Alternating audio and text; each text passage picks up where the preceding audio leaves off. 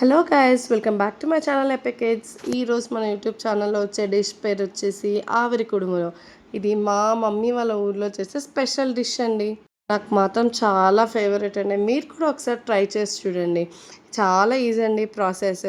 ఒక బౌల్లో మనం బియ్యం పిండి వేసుకోవాలి, రైస్ ఫ్లోర్ వేసుకోవాలి, తగినంత సాల్ట్, తగినంత కారం అవన్నీ వేసేసి నార్మల్ వాటర్ యూస్ చేసేసి మనం పిండి కలిపేయడమే.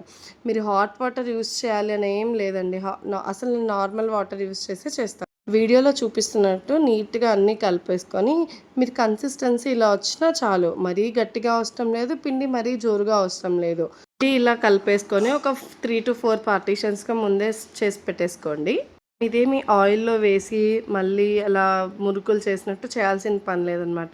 సో వీడియోలో చూపించినట్టు ఇలా ఏదైనా గిన్నెలో వాటర్ పోసేసి దానిపైన ఇలా జల్లెడ లాంటిది పెట్టాలన్నమాట. పెట్టినప్పుడు కింద ఉన్న ఆవిరి మనం పైన వేసే మురుకుల పిండికి తగిలి అవి బాయిల్ అవుతాయన్నమాట.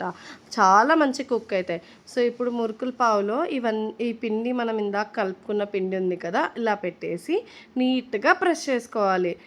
ఎంత మందం ప్రెస్ చేసుకున్నా ఏం కాదండి జల్లెడలో, ఎందుకంటే ఈవెన్గా బాయిల్ అయిపోతాయి. ఆ హోల్స్ వల్ల మనకి వాటర్ ఎవాపరేషన్ అయ్యి మంచి కుక్ అయిపోతాయండి. అవన్నీ ప్రెస్ చేసిన తర్వాత ఇలా ప్లేట్ మూసేసి ఒక 10 to 12 మినిట్స్ క్లోజ్ చేసేసి కుక్ చేయండి. అవి బాయిల్ కాకముందు ఇలా పిండి పిండి ఉంటుంది. బాయిల్ అయిన తర్వాత మంచిగా తెలిసిపోతుంది మీకు కుక్ అయింది అని. అప్పుడు పక్కకు తీసి పెట్టేయడమే.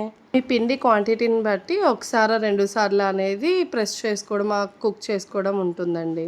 అంతా కుక్ అయిపోయిన తర్వాత ఇంకొక బౌల్లోకి తీసుకొని జస్ట్ పక్కకు పెట్టేసేయండి.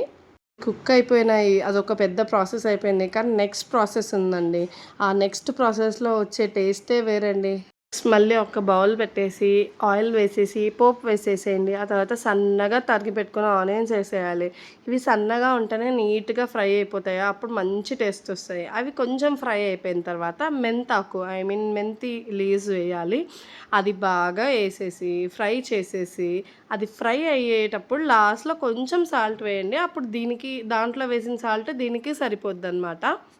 అంతా ఫ్రై అయిపోయిన తర్వాత ముందే మనం బాయిల్ చేసి పెట్టుకున్న మురుకులది పిండి ఉంది కదా, అదంతా వేసేయాలన్నమాట. అది వేసేసి ఎక్కువ స్మాష్ చేయకూడదు, ఎందుకంటే మళ్ళీ అవి బాయిల్ చేసినవి మెత్తగా అయిపోతాయి కదా. సో మొత్తం ఒకసారి కలిపేయాలన్నమాట. స్లిమ్లో ఒక 5 మినిట్స్ అది మగ్గనివ్వాలి. అప్పుడైతే మంచిగా వేడవుతాయి అన్నమాట అవి.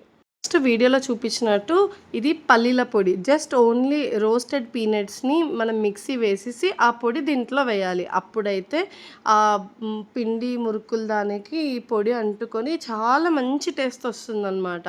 తప్పకుండా ఒకసారి మీరు ట్రై చేయండి. ఇది స్నాక్గా తినచ్చు. యాక్చువల్గా మా సైడ్ అయితే బ్రేక్ఫాస్ట్గా కూడా తింటాము. మీరు కూడా ఒకసారి ట్రై చేయండి. ఎలా అనిపించిందో ప్రాసెస్ చెప్పండి. Don't forget to subscribe guys. Thank you.